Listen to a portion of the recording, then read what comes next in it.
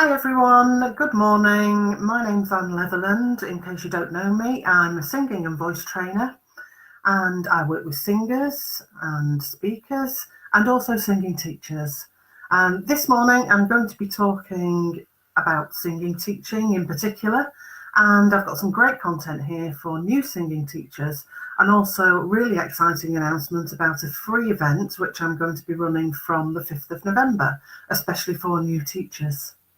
So just while I'm waiting for people to join and get online, let's have a think about who new teachers actually are. Well, I'm speaking about people who've been teaching for maybe 2, 3, maybe even 5 years and are relatively new to what they're doing. Please, if you're looking, do make yourself known, say hi so that you can join in the conversation. I'd really love to chat. Anyway, 2, 3, maybe even 5 years, and you're looking for new ways forward and you're wondering about what to explore next. You could be a college graduate who's only just come to teaching after doing a course. It could be musical theatre, it could be singing, it could be performing arts, acting, whatever, and you're thinking of moving into teaching some people to sing. Or you could be a singer who's had a career and again you're thinking of doing some teaching. So all of you people would be considered to be new teachers. So I want to make a couple of points just to start with. First of all, teaching is different to doing, and this is no more true in any other case obviously, but specifically for singing, just because we can sing doesn't necessarily mean that we're going to be great at teaching it. And you might be thinking, well, yeah, of course a singing teacher needs to be able to sing. Well, yes, we do to some extent, and the more the better, but we also need to know certain things about how to put that across to other people.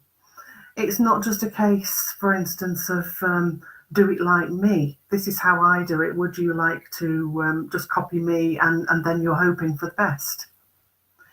So are you in a predicament where you find yourself teaching just because you sing well and somebody's asked you to do some teaching for them?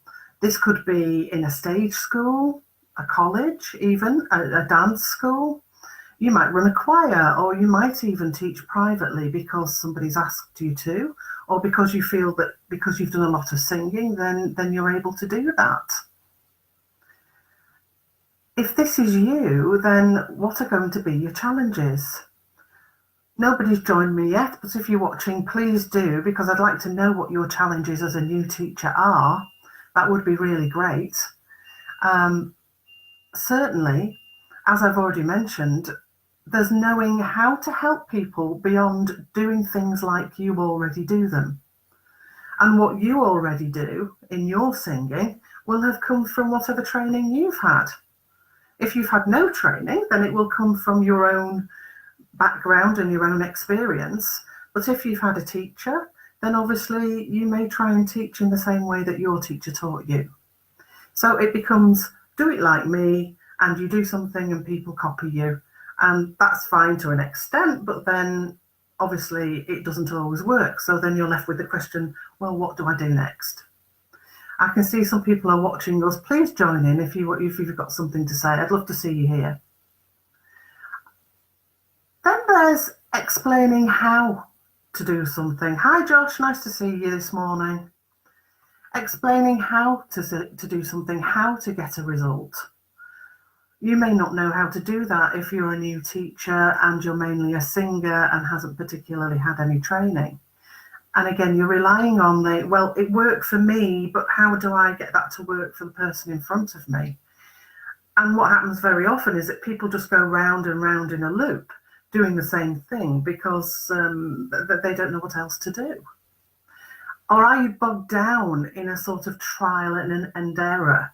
So you try something, it doesn't work, so suddenly you try something else. That's a very common scenario with new teachers. Actually, not just new teachers, with some quite experienced teachers as well. We're none of us perfect. So it's interesting to notice this problem when we're teaching. that we can get embroiled because we're results focused. We want something to happen for the student, so therefore we just try one thing after another. So if that's you, if you're a singer who started to do some teaching, here are some things you may need to consider.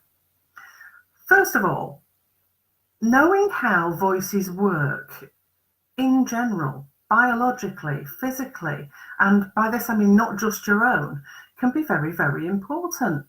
It's much quicker to diagnose and fix issues if you know how the instrument that you're working with actually works. And yes, it is an instrument, it's trapped in the body here. So it's not like a piano or any other instrument that we can see and play. And so if you know how it works, that's going to give you more of an insight into understanding how other people's voices work, which I think is absolutely fundamental to being a good teacher. What do you think, Josh? Any comments this morning for us? How are things going? Next, people learn in different ways. Just because you learned something a certain way, it doesn't mean that the person in front of you is going to pick it up the same way by any means. So you need to be sensitive to the way that different students take on board information.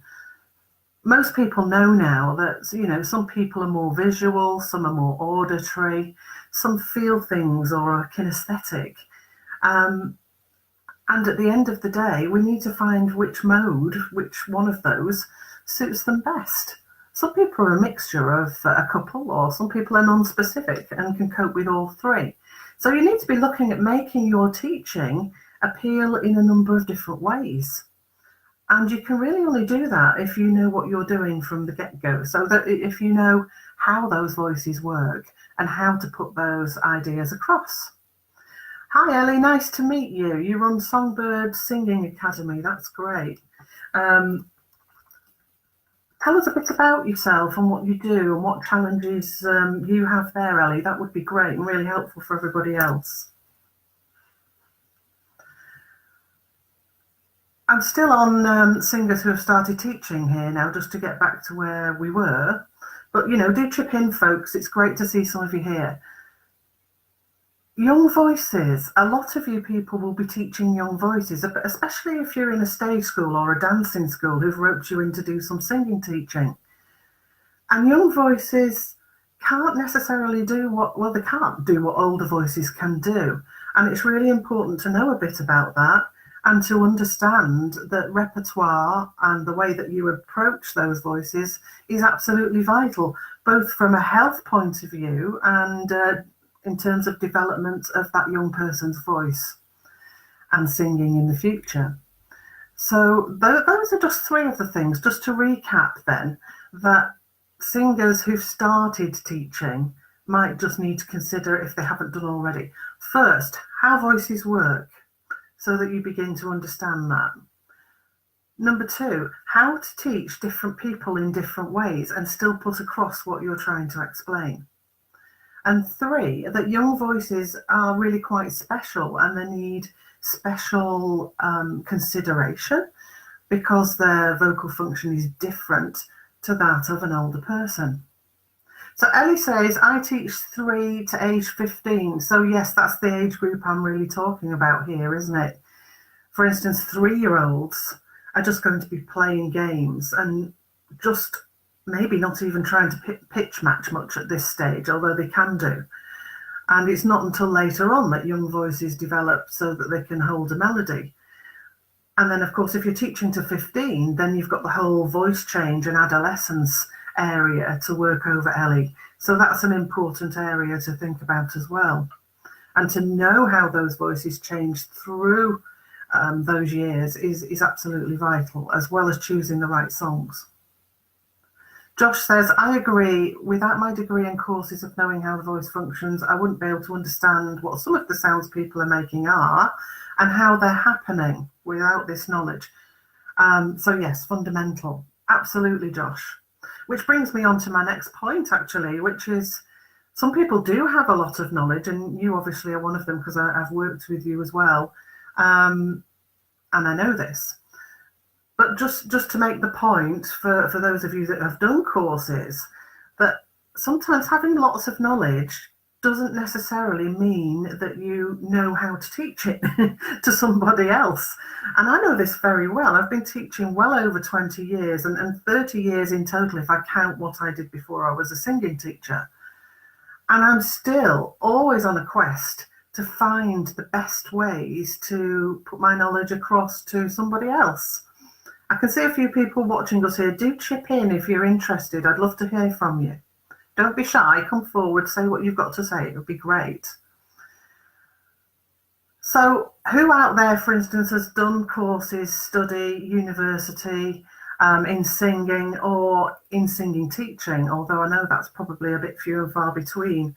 We have a dearth of courses that do that in this country, which is why I'm going to recommend some really great private courses later on. But yeah, just shout up if you've done study. Ellie, have you done courses in singing, or did you do a course which had singing and teaching? Or are you qualified as a teacher on top of being a singer? It's useful to know those things. So having a lot of knowledge doesn't necessarily mean we'll teach brilliantly.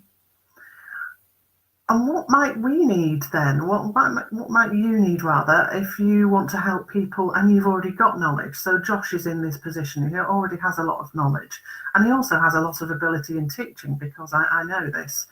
But he's developing it all the time. I'm sure he won't mind my saying that, just as I am and everybody else is at whatever their level. But you really need to know what to look and listen for. I think very often we get carried away with what we want from the student, and it's easy to not look. It's easy to not really listen over and above maybe the quality of the voice. Or does it sound like what I was aiming for? Oh yes, then well, it must be right. But sometimes we need to look more deeply than that, and then we need to know how to do that. In terms of looking, body language, facial expression, what's our student telling us? Is what we're putting across really registering, or are we just ploughing on with our own remit because we've got all this knowledge and we want to put it out there? That's a real danger when we know a lot of things. And again, yes, I've been guilty of that. So it's something just to be aware of. Next, there's, well, what do we work on then? What do we choose? So we hear our student, we look at them, and what do we pick? And how do we go into that? And that takes experience, really, and it takes a bit of know-how to actually be able to look and listen to a student and think, you know what, there are 3 or 4 things there, but one of them is fundamental, and I'm going to try and fix that one first. And then I maybe need a couple of ideas about how I'm going to do that, because my first one might not work. It might not appeal to my student. It might not be the way that works for them. Finally, this, how do we apply that knowledge that we've got in a wider way? So how do we know how to pace what we're doing? Do we have an idea of where our students are going and what we'll introduce at each phase of the learning? Although, given this will change, won't it? If somebody does something you don't expect, or you've got to divert in the middle of a lesson. You've all gone very quiet out there. Please do chip in. I know I'm gabbling away here, but it would be really great to hear a bit more from you. Oh, I've just had a message from Ellie again. So I've been a professional singer since graduating. Oh, great, Ellie. So you're in the professional singer doing some teaching side of things. Lovely. Great to see you here. I think there may be some delay between you typing your answers, by the way, folks, and my getting them. I've noticed that before. So do bear with me if I'm a bit late getting to your comments. So I was on the point of, if you have a lot of knowledge, it doesn't necessarily mean you'll teach well.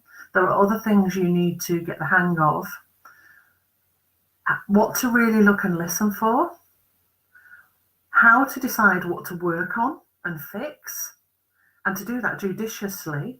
It's better to do one thing in a lesson than try and fix 10 different things. But of course, in order to do that, you have to know what it is you're trying to fix in the first place. And that takes us back to point 1 about knowing how voices work. Finally, you need to know how to apply that knowledge and how to figure out when you've been successful. And to be able to tell your student, actually, yes, you did that really well. Now we need to tackle whatever it is, the X point. Or, well, no, actually, that wasn't so successful. But you know what? I'm going to try something different. So let's just put that one to one side and try something else. All of this, of course, is tips of an iceberg, isn't it? How do you know what to do? How do you know how to take your studies further? How do you know how to get this knowledge? Especially if you're working on the ground and you've got your students in front of you and you've just got to get on with it. So Ellie is saying again that she's a professional singer since graduating. What challenges do you have, Ellie, in your teaching of your 3 to 15-year-olds? I'll just wait a minute or two for that because of a feeling it takes a minute or two to come up on the feed. But it would be really interesting to know. And Josh as well, if you could tell us some of your challenges, I'm sure that would be useful for people.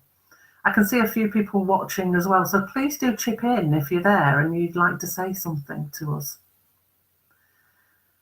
So back to our question, how do you know what to do? Well, this is where a mentor comes in, really. A mentor is somebody with a bit more experience who can help and guide you and discuss ways forward for you and help you to move towards the right things for you. And again, that's very individual for each teacher, depending on their teaching context, of course, and depending on individual background. There are so many courses out there. I can recommend numerous courses to you, but it would be really useful to be able to chat to some of you first and see what it is you need. And thinking about this, I thought, well, rather than just plug lots of courses to you, because I know they're great, but you know, it just feels like a sales pitch then, and that isn't what this is. This is me trying to do something useful for new teachers. So I'm going to put on a free mini mentoring course from November the 5th so that you can see how mentoring works. And within this course, there'll be some recorded content and also some live content from me so that you can ask me questions. And I can help and guide you a little bit and discuss some ways forward for you. So in other words, you can see what it's like to have a mentor for the week. This will run for 5 days. And in those 5 days, I'll be putting forward 5 challenges for you. So first of all, let's look at what the challenges will be. Bearing in mind everything that I've said already, first of all, we're going to look at evaluation. So you need to be able to evaluate and monitor yourself as a teacher, and actually your students as well. You need to know your skill set, know what knowledge you've got and haven't got, and identify the gaps in that knowledge, because otherwise, how else can you move forwards? Next, you need to be able to observe things carefully. Now, I do a lot more of this observation on my Teacher's Toolkit mentoring course, but we'll do a mini looking and listening task just to see what your skills there are like, and again, what you might need to do to improve. Application.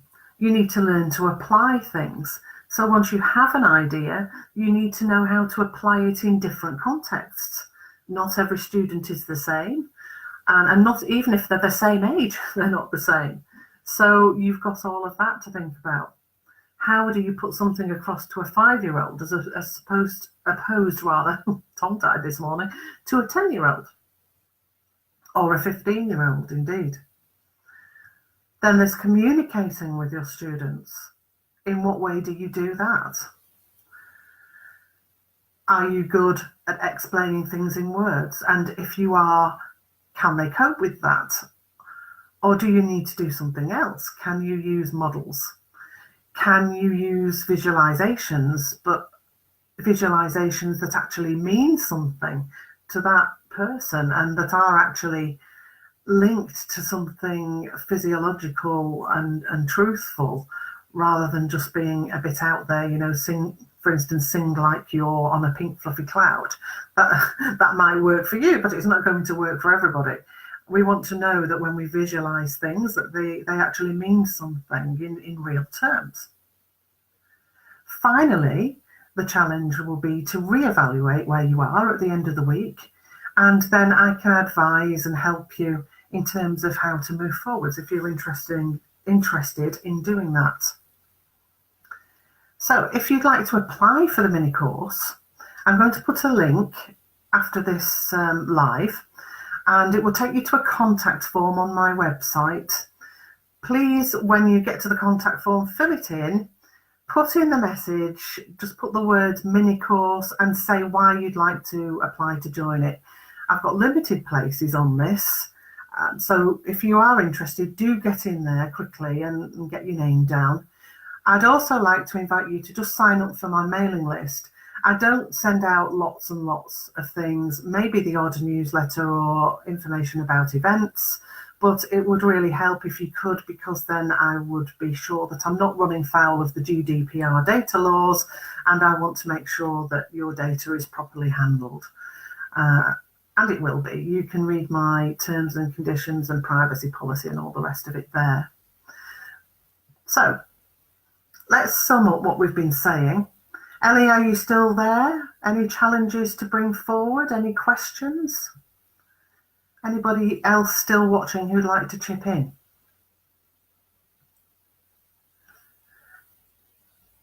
Hi, Holly, nice to see you. How are you? I hope you're doing well. You can, of course, chip in later on. The recording of this will be up. Just put hashtag replay. If you're watching live, put hashtag live. Give me a few likes and hearts here, people, because that would be really helpful. Josh, another great thing I've learned is that sometimes we do get it wrong, especially with new students. Sometimes some of the tools we use aren't appropriate for our student and leave them feeling slightly uncomfortable, depending on how confident they are. But it's good to know as singing teachers that we can get it wrong, and it's all part of the learning curve. Absolutely. Really great comment there, Josh. Thanks for that. We're all learning all the time at whatever level we're at. So if you're out there wondering, oh, is this for me? I'm not sure whether I'm confident enough to get into this, then don't worry at all. It is for you. It's about anybody who is starting to teach or has been teaching just for a short time and wants to get better at it and wants to move forward. And we can only do that by putting ourselves out there a little bit and not be scared of failing. I still fail at things. It's part of who we are. It's part of being human.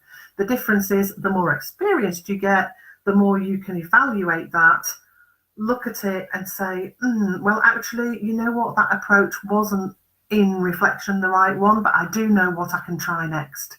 And it's that knowing what to do next, which is part of your expertise and experience that you gain as you do more teaching and as you learn more things.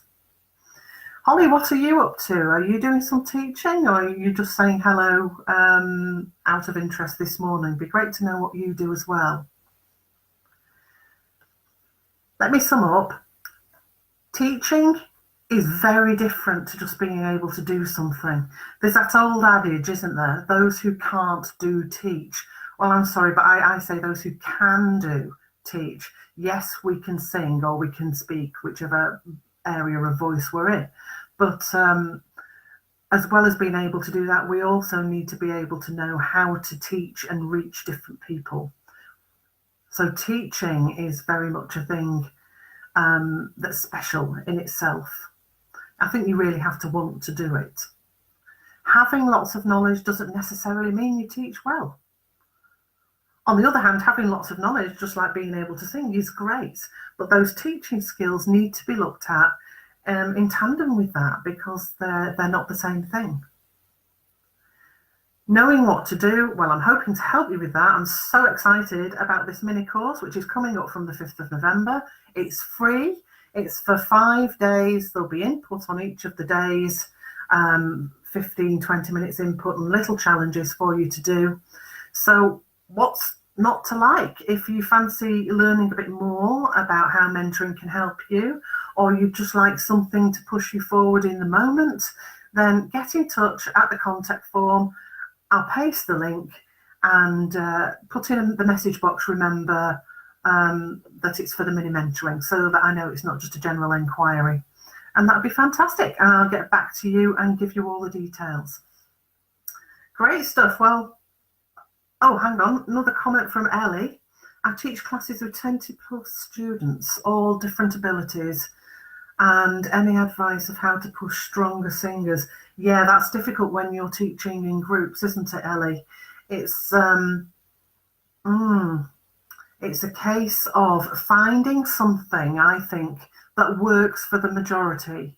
So you find a task or a song or an exercise, whatever it is you're working for. I mean, personally, I start with an exercise and then work into songs from there and take the exercises into songs. But I find something that they can all do. And then I differentiate it so that I can split them up if need be, so that some of them do the task one way and some of them take it a little bit further. So, for instance, if you're learning a song, your less able students, you could challenge them just to work with the verse of the song. You could send them off into a little subgroup in the corner of the room to work together. Depends on the age, this, in fairness. With your older students, you could give them the task of learning a bit more of the song or applying the skill that you've taught in the lesson a bit more extensively to that part of the song. And then you can bring them all back together again and put it together in as much as they can do it. It's a really interesting thing, that, just thinking about how to deal with that. And I've had that in class teaching at college level. I have a little bit more of a think about that, actually, Ellie, as well, because it's something that might make a good live on its own in a future session. Yeah, really would. I think lots of people have this issue, and certainly people that I'm working on Teachers Toolkit with and mentoring already have noticed this as well. Okay, anything else? I've got a horrible feeling that some questions are going to come up as soon as I end the live because of the delay. So excuse me if they do. If questions and comments do come up, I will reply to them. If you're watching the recording, then please do chip in. And remember the brand new free mini course, 5 challenges to transform your teaching, will be starting on the 5th of November. It'll be a mixture of recorded and live content. I'll be there with a question and answers session as well to help advise you and tell you what's out there that you can go for in terms of courses and learning. Or you can join just to go through your 5 challenges for the week, because it's a great opportunity for you to work on your own teaching. Okay, so thank you very much for joining me this morning. Look out for the link and do make yourself known if you're looking in retrospect. Okay, I hope to see you next week, and I may take your comment there, Ellie, and talk about groups in classes next Saturday. That would be really useful. Okay, thanks Josh for joining us as well, and thanks Holly for sitting in, and thanks to all of you who take time to watch. And I shall be back next week, so see you then. Bye.